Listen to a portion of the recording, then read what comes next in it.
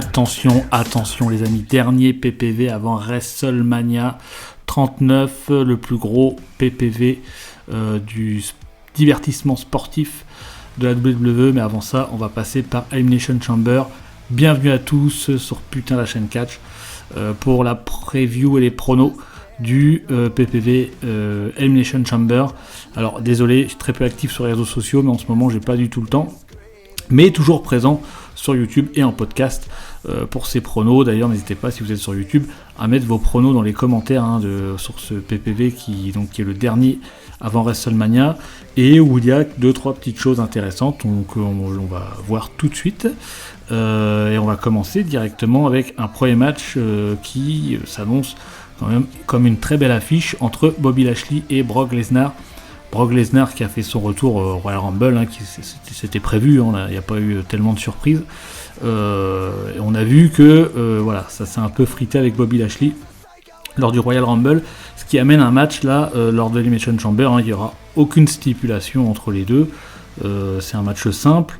Belle affiche tout de même si, pour pronostiquer le match immédiatement, je ne pense pas que Brock Lesnar perde contre Bobby Lashley, car il a déjà quelques défaites à son actif. On sait quand même que Brock Lesnar est un très très grand nom.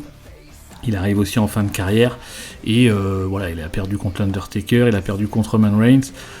Ça paraît quand même un petit peu peu probable qu'il perde contre Bobby Lashley, qui est une superstar un petit peu en dessous des deux que j'ai cités précédemment.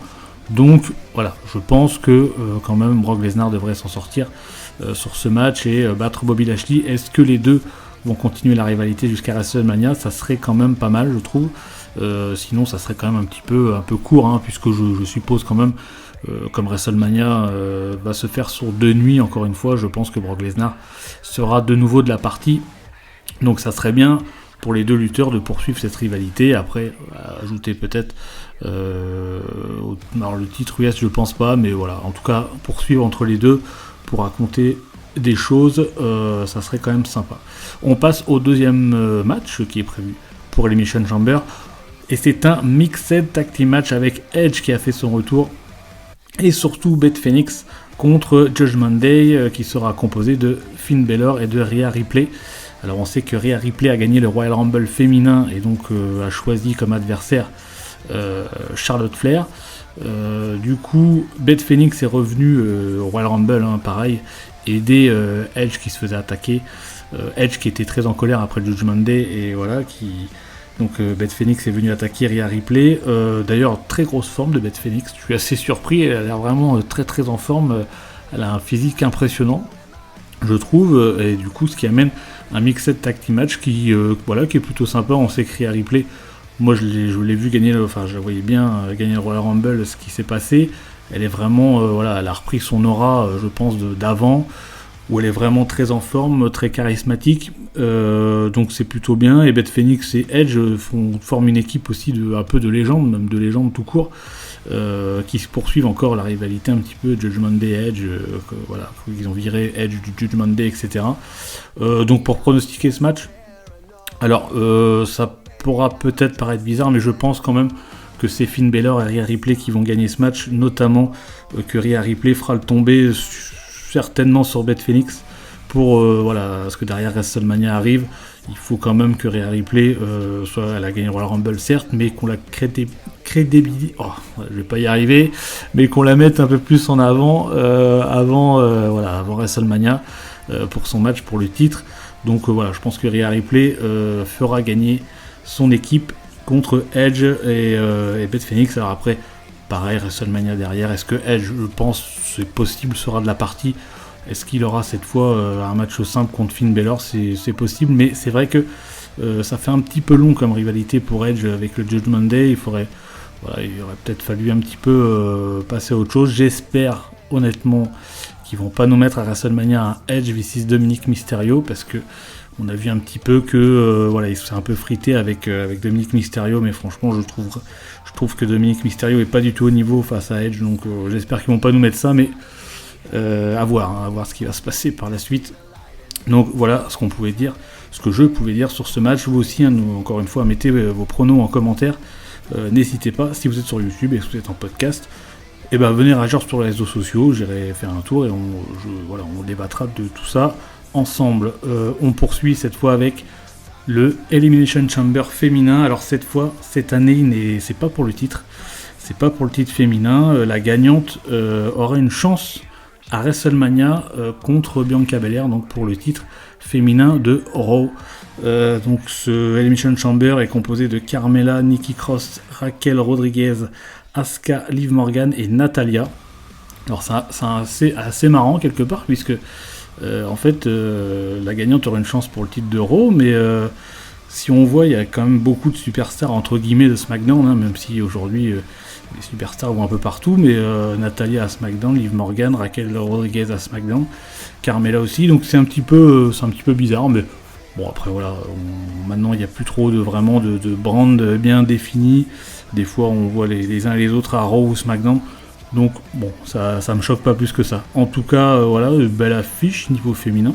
C'est bien pour Nikki Cross qui retourne un petit peu dans un petit main event entre guillemets.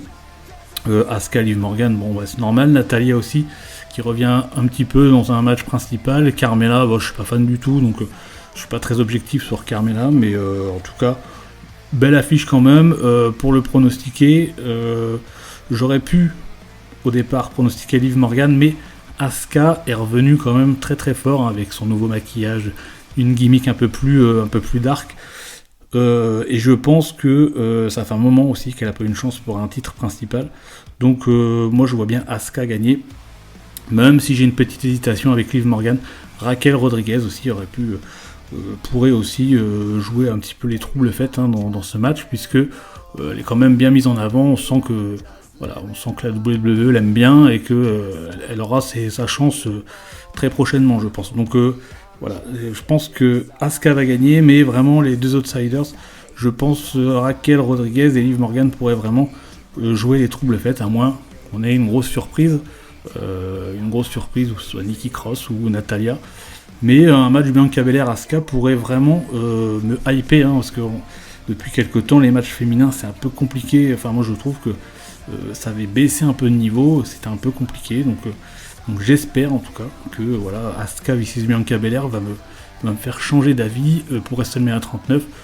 On verra si j'ai raison sur ce prono, mais en tout cas voilà pour ce Elimination Chamber qui j'espère aussi, hein, qui sera de bonne qualité, hein, parce que moi j'ai toujours en tête ce Survivor Series Wargame féminin qui était très difficile à regarder, très long. J'espère que les matchs vont pas être trop longs pour ce Chamber, qui vont quand même être un peu plus dynamiques et beaucoup plus courts.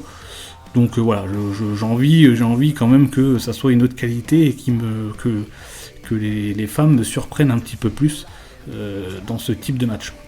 Ensuite, on poursuit avec l'Elimination Chamber masculin cette fois-ci, et qui n'est pas non plus pour le titre principal, mais pour le titre US.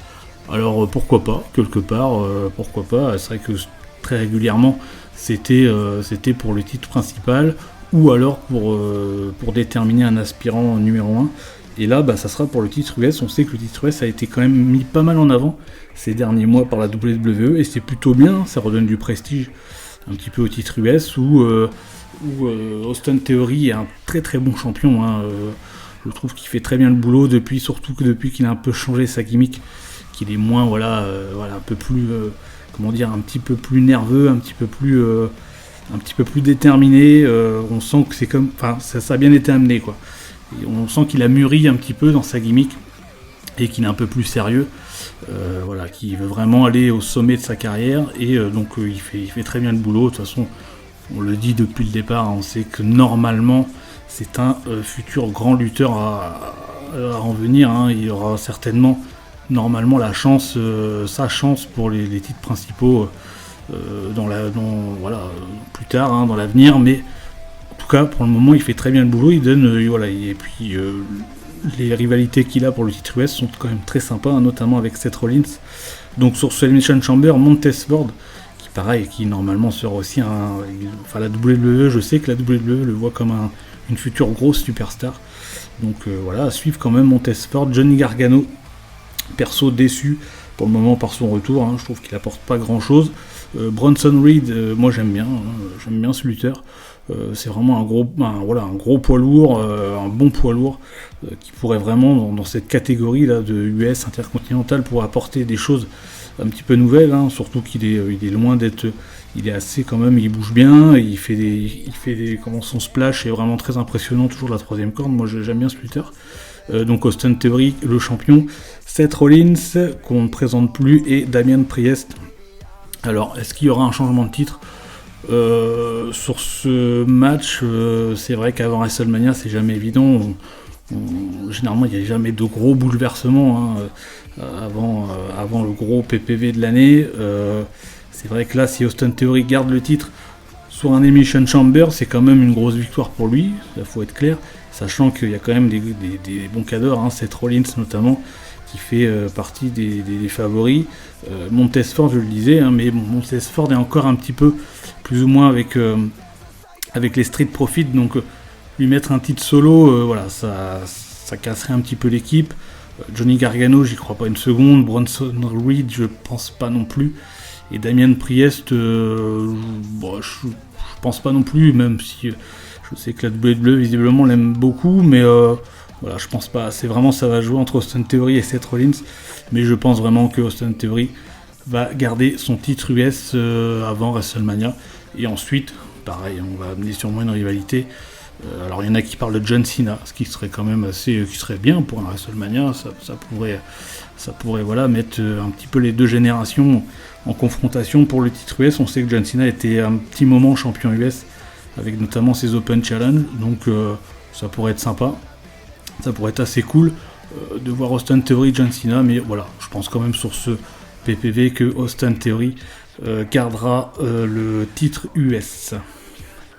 Et on finit avec un match simple pour le Undisputed WWE Universal Championship, avec Roman Reigns, toujours champion, contre Sami Zayn, qui s'est retourné contre ce dernier au Royal Rumble. L'histoire avait été bien amenée depuis plusieurs mois quand même, c'était assez sympa à suivre cette histoire. Donc là maintenant, Sami Zayn s'est enfin retourné contre Roman Reigns. Donc il va l'affronter pour le titre. C'est vrai que pour l'instant, dans tous les pronos, il y a très peu de surprises. En tout cas, moi je vois très peu de surprises, mais encore une fois, les PPV avant WrestleMania sont rarement, on chamboule pas, ils vont pas tout chambouler avant le gros PPV. Donc du coup, là, très peu de surprises, hein, Roman Reigns contre Sami Zayn. Roman Reigns va évidemment garder le titre, encore une fois, surtout avant WrestleMania. Maintenant, je pense qu'il y a possibilité de raconter de très belles choses, notamment avec Kevin Owens qui va peut-être s'ajouter à l'équation, les Usos, on va amener quelque chose à WrestleMania, même pour Roman Reigns, ça peut vraiment, même Cody Rhodes, je cherchais, mais oui, Cody Rhodes évidemment, qui a gagné le Royal Rumble masculin, qui n'est pas sur la carte du PPV, donc je pense qu'il y a quand même beaucoup de choses, on peut raconter énormément de choses sur la fin de ce PPV, pourquoi pas lancer la rivalité les Usos contre Kevin Owens et Sami Zayn, et derrière Cody Rhodes qui vient attaquer Roman Reigns pour pour un petit peu amener de hype à WrestleMania, puisque les deux vont s'affronter dans le main event. Donc après il y en a aussi qui parlent d'un triple menace, d'un three-way entre Roman Reigns et Sami Zayn et Cody Rhodes. Alors pourquoi pas, c'est vrai que ça changerait un petit peu des matchs simples. Moi je suis assez friand des Fatal 4-Way, je trouve qu'il n'y en a pas assez, après il ne faut pas en mettre de trop non plus, mais je trouve que les Fatal 4-Way, les 3-Way, il n'y en a pas assez, surtout dans les matchs pour les titres principaux. Donc un 3-Way entre les trois lutteurs pourrait être assez sympa, sachant que les 3-Way c'est toujours assez incertain. Donc moi je serais un bon partisan de ça.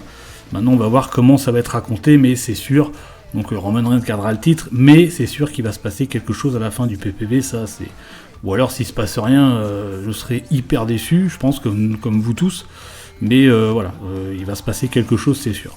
Après vous avez bien vu, globalement sur ce PPV, très peu de surprises, en tout cas je prévois moi dans mes pronos, très peu de surprises. Je ne sais pas vous, vos pronos, encore une fois, si vous êtes sur YouTube, n'hésitez pas à les mettre en commentaire. Et en podcast, n'hésitez pas à réagir sur les réseaux sociaux.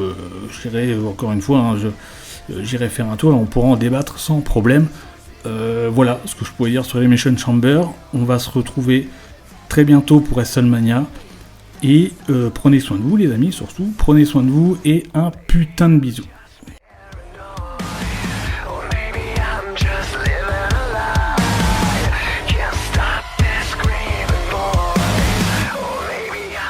Sick inside.